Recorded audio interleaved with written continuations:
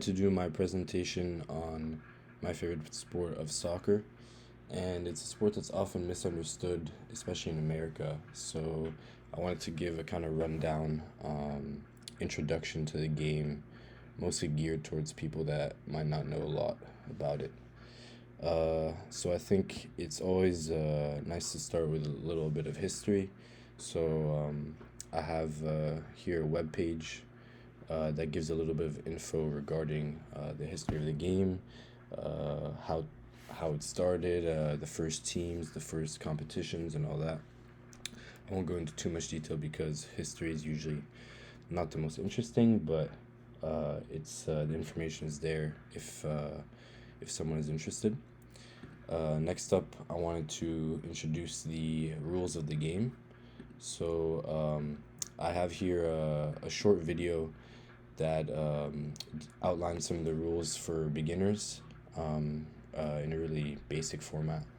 Uh, so I won't play the video now in the interest of time, but that's useful as a start. And then to complement that, next up I have a web page here which outlines the rules in a little bit more detail and in a textual format.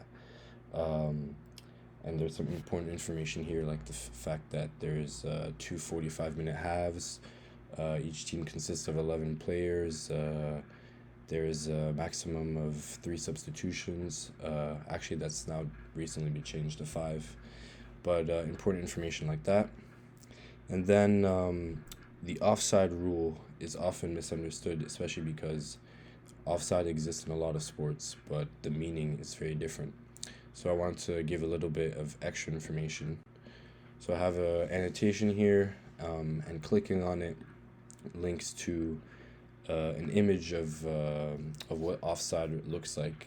And I think this visualization helps to understand better. You can see that if an attacker is past the line marked by the last defender, then that attacker is ruled offside.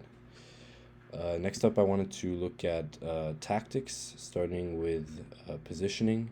I think it's important to understand how players are positioned before diving into tactics and things like that. So here I have an image with a number of marquee selections. And so what happens is if I want more information on the left back position, for example, I can click this selection and it'll take me to a section of this PDF which gives more information regarding more insight regarding what the function of a left and right back is, technical and tactical functions, things like that. And I can do this for any position. For example, if I want to find out about the center forward position, I can click here and you'll see I have some information as shown. Next up, I want to just look at some formations as well, because I think it can help to understand tactics better if you understand the structure of a team and how they line up. So this image kind of gives an overview of some of the main formations and how it affects the layout of the team, so to say. And lastly, for tactics, I just wanted to touch on some of the main tactics we see nowadays. So we have tiki-taka, which is a style of very short and intricate passing, a lot of quick movement, and counterattack, which is pretty self-explanatory, but it's usually when a team will soak up pressure and try to attack really quickly on the counter. Park the bus, which is a tactic used usually when you're trying to keep a lead or keep a certain result, where a team will just place pretty much all their players behind the ball and defend for their lives. You have a long ball tactic, which is a more direct style where players will often skip the midfielders and place balls directly into the strikers over the top in the air. And we also have high press, which is a defensive tactic used by a lot of top teams where players on the defending side will try to put as much pressure as possible on the opposing team with the ball, and try to force mistakes from the opposing players. So to look into this a little more, I have a web page here which just gives a little bit more detail on each of these different styles, as well as some images here. And I think these visualizations are useful to help understand each tactic a little better.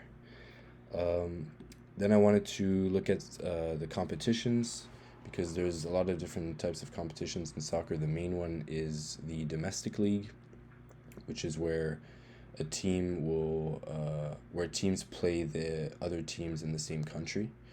And there's also international tournaments, most notably the World Cup, where the best players from a certain country will be chosen, and then the best teams, the best international teams, face off in a tournament. So I just gave a brief overview of what that looks like, but if you click this Some interviews here, with these guys that they're links to a section of a video which describes what I just went into in a little more detail and gives a little bit more insight as to how the leagues work.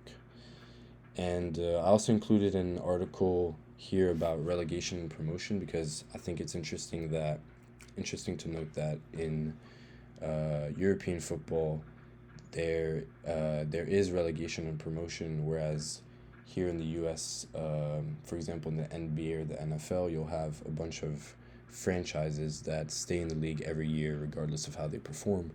Whereas in soccer, for example, if you're in the second division in England and you finish among the top 3 teams after the season, you're going to move up to the first division. And vice versa, if you're in the bottom 3 teams, you'll move down a division. So it really adds an extra incentive for teams to perform consistently year after year.